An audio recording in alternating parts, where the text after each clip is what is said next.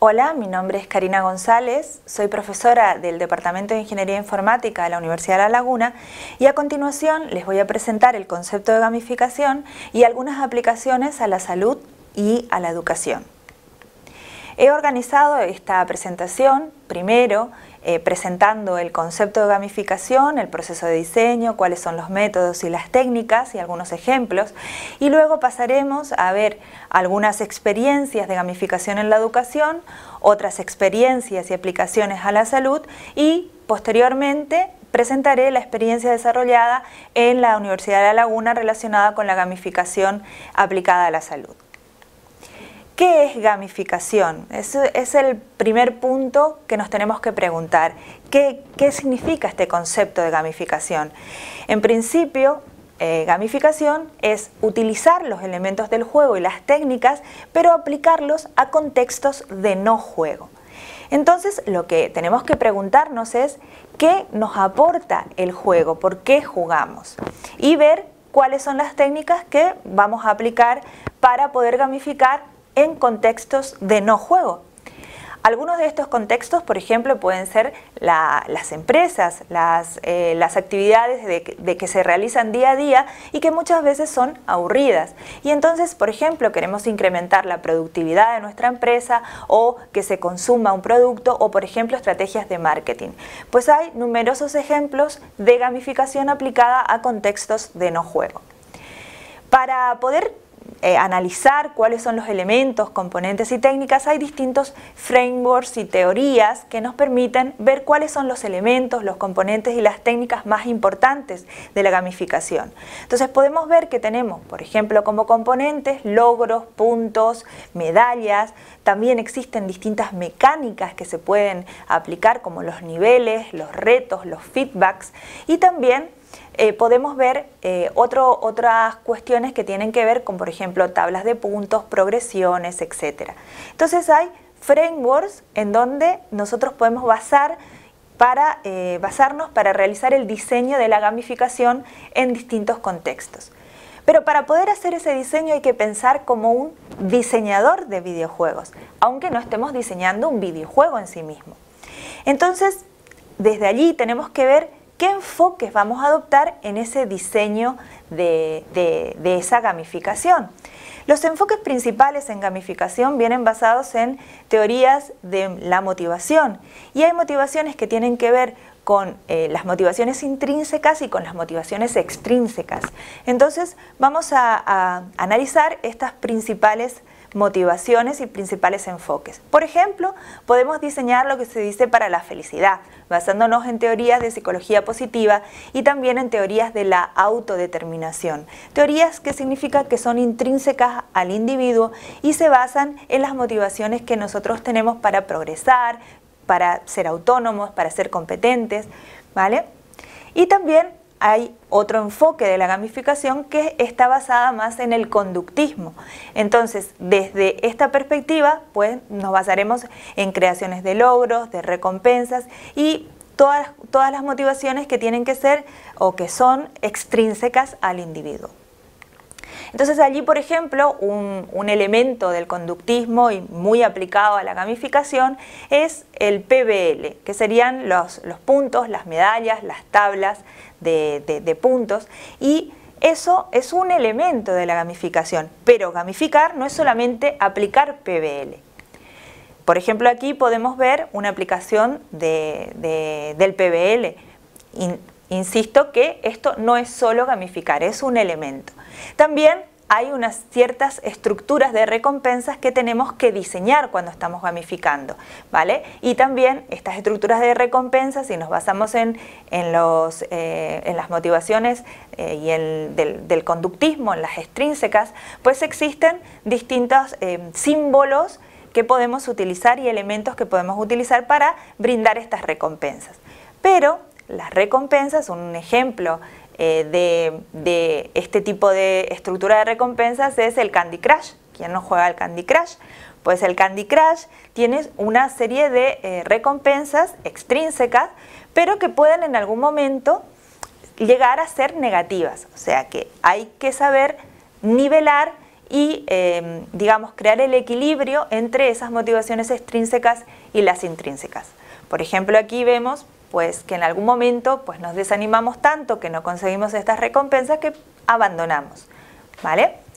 Pero si utilizamos las teorías de la psicología positiva y las teorías de la autodeterminación, pues allí estaremos trabajando más en lo que sería centrándonos en el individuo, en la necesidad de ser social, de ser competente, y hay bastantes ejemplos respecto a la aplicación de estas teorías positivas.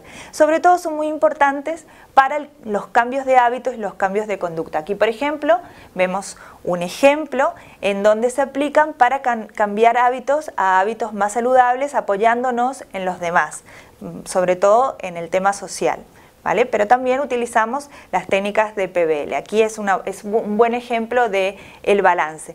También, por ejemplo, aquí vemos otras técnicas que se utilizan para el cambio de conducta, como por ejemplo, también utilizamos lo que sería la monitorización, el feedback, los premios, pero también cosas como la competición o el impacto que tienen esos cambios de conductas y de hábitos, ¿vale? Lo importante en estas técnicas de cambio de conducta es la generación del hábito. Y allí, por ejemplo, hay una teoría hay teorías de flujo, teorías basadas en el cambio de conducta, pero básicamente trabajan con lo que sería el balancear la motivación que tenemos para realizar esto a través de ciclos de realimentación y también la percepción que tengo sobre esa habilidad que voy adquiriendo a través de esa conducta que estoy estableciendo.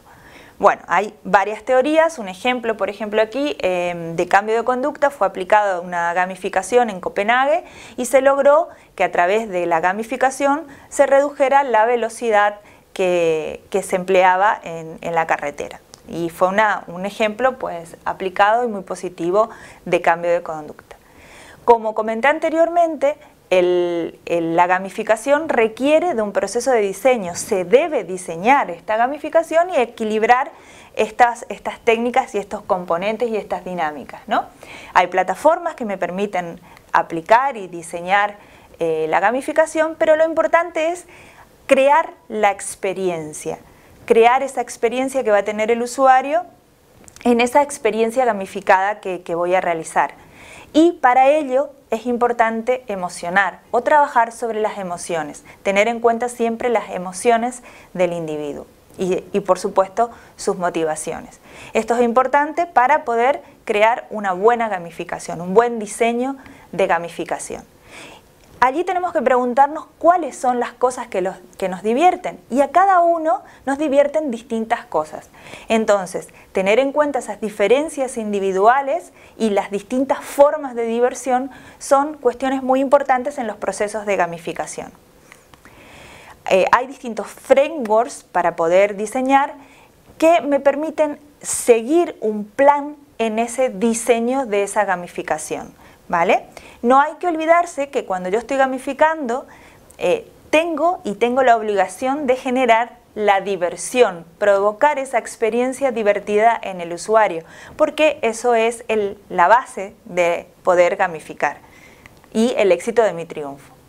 Bien, hemos visto cuáles son los elementos, cuáles son las técnicas, cuáles son los frameworks y qué tenemos que tener en cuenta en los distintos enfoques para crear una experiencia gamificada. Ahora vamos a ver algunos ejemplos de gamificación aplicada a la educación.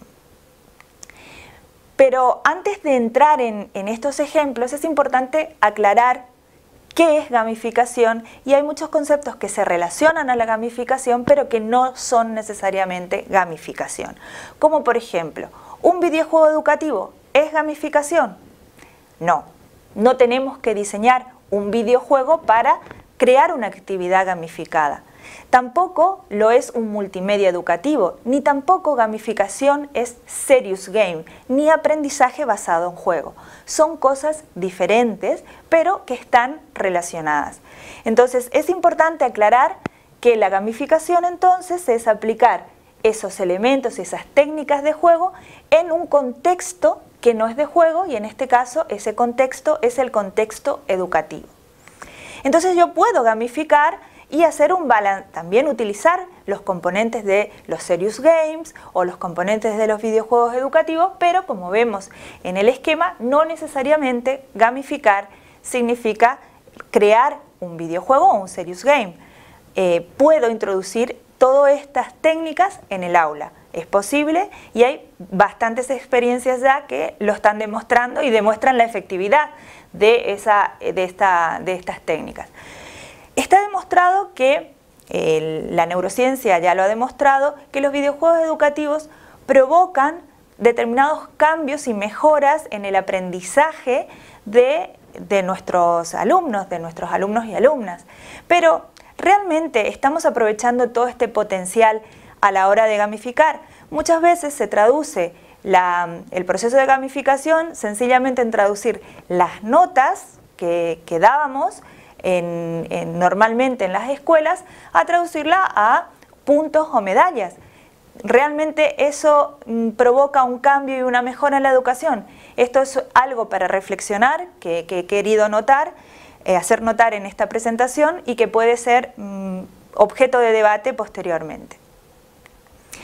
También en la gamificación en educación, por supuesto, tenemos que utilizar esas técnicas y elementos de videojuego, como por ejemplo, pueden ser los puntos, las clasificaciones, los niveles, el estatus, pero también hay otras técnicas que se pueden aplicar, como por ejemplo la parte del tiempo, la parte de los desafíos entre los usuarios, el trabajo en equipo o por ejemplo la parte de exploración. Todo esto son elementos que se utilizan y se pueden utilizar en la gamificación de educación, y como ejemplo voy a comentar un caso de estudio de una actividad gamificada, en este caso en la Escuela de Ingeniería Informática, en donde seguimos unas fases para el diseño de esa actividad gamificada que se llevó a cabo durante un mes, en donde tuvimos en cuenta todas esas técnicas anteriormente comentadas, pero también algunas motivaciones que tienen que ver con las motivaciones intrínsecas de los alumnos y alumnas de esa asignatura, y también otras cuestiones que tienen que ver con el aprendizaje significativo, ¿vale? En este caso, por ejemplo, se trató de la gamificación de una actividad de desarrollo de apps aplicadas al contexto de una ciudad, en este caso la ciudad de La Laguna, en Tenerife, y en donde hubieron equipos que compitieron en un periodo de tiempo que era el periodo de tiempo de Halloween, ¿vale? La actividad ha tenido muy buena acogida y se han logrado pues, resultados muy altos y alumnos altamente motivados al realizar esta actividad. También hemos visto que la gamificación puede ser aplicada a los contextos de educación, pero también pueden ser aplicadas a los contextos de salud. En este caso, por ejemplo, mencionaré algunos juegos de salud, ¿vale? Estos juegos de salud pues, pueden intervenir cuestiones que tienen que ver con el hardware y cuestiones que tienen que ver con el software. Aquí, por ejemplo, vemos algunos ejemplos de hardware, como por ejemplo el sensor de la Wii, que me permite medir, por ejemplo, la frecuencia cardíaca de los jugadores, o también, por ejemplo, como hardware podemos ver el Pedi-Sedate, que es un casco que se utiliza en los hospitales para cuando los niños van a entrar al quirófano para disminuir la ansiedad. También esto se utiliza en varios hospitales hace bastantes años, desde 2005, y también, por ejemplo, como hardware mencionaré a Google Glass, que se está utilizando bastante en actividades de gamificación y salud. En este caso es el uso de la Google Glass para que los niños que están hospitalizados puedan, por ejemplo, visitar museos, pero también se está utilizando para disminuir la ansiedad en consultas odontológicas, etc. Hay muchas aplicaciones ahora de la Google Glass. También como software podemos mencionar que se está utilizando para múltiples funciones, como por ejemplo para la prevención, como para la formación y la mejora en determinadas patologías, como por ejemplo el cáncer, el autismo, la diabetes, la obesidad. Existen numerosos ejemplos de software aplicado. Y aquí, por ejemplo, podemos ver software aplicado a la formación de los profesionales sanitarios. También otra característica actual del software aplicado a la salud es la geolocalización y las aplicaciones móviles, que brindan un amplio abanico de posibilidades a estas aplicaciones. Aquí vemos, por ejemplo, una app para obesidad, en donde hasta la primera dama de Estados Unidos estuvo jugando y promocionando esta app. También hay estudios e investigaciones de estas aplicaciones y la influencia ambiental que tienen en la salud y el rediseño de los espacios para poder fomentar hábitos saludables. Y también no solo aplicado a niños y a jóvenes, sino también a adultos y a la tercera edad. Como experiencia, nosotros en la Universidad de La Laguna hemos desarrollado un software basado en Kinect, en donde no solo lo aplicamos a la tercera edad, sino también ahora estamos trabajando con niños con síndrome de Down y también lo hemos utilizado en aulas hospitalarias. El potencial de esta herramienta reside que no solamente es una herramienta final, sino que tiene un diseñador que permite hacer el diseño de actividades y adaptar estas actividades para la rehabilitación física, cognitiva y para cualquier otro uso que se quiera dar para la promoción de hábitos saludables. Vamos a ver a continuación un vídeo que ejemplifica el uso de esta herramienta.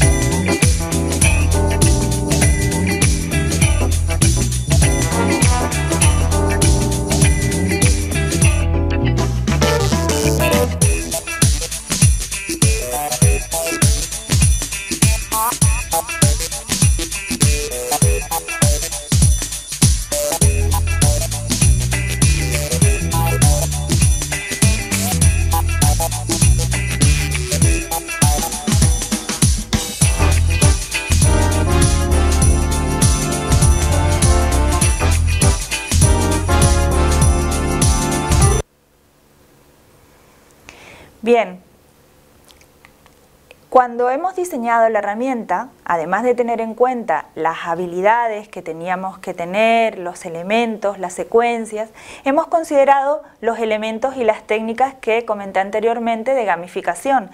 Entonces realizamos la parte del PBL, la estructura de puntos, la tabla de clasificaciones, los niveles, el estatus, pero también hemos introducido feedbacks en tiempo real, también efectos de éxito, determinadas recompensas a niveles de cantidad de estrellas obtenidas y también algunas otras cuestiones que hacen de esta herramienta idónea para la parte de rehabilitación, como por ejemplo la personalización del ejercicio con distintos niveles de dificultad y también tener en cuenta una satisfacción, la evaluación de la satisfacción del usuario al utilizar esta herramienta que diseñamos.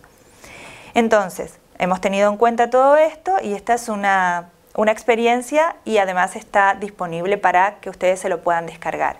Con esto finalizo la presentación. Quiero dar las gracias a la invitación de poder participar en el Simposio Internacional de Videojuegos y Educación y a todos los profesionales que lo están organizando. Muchas gracias.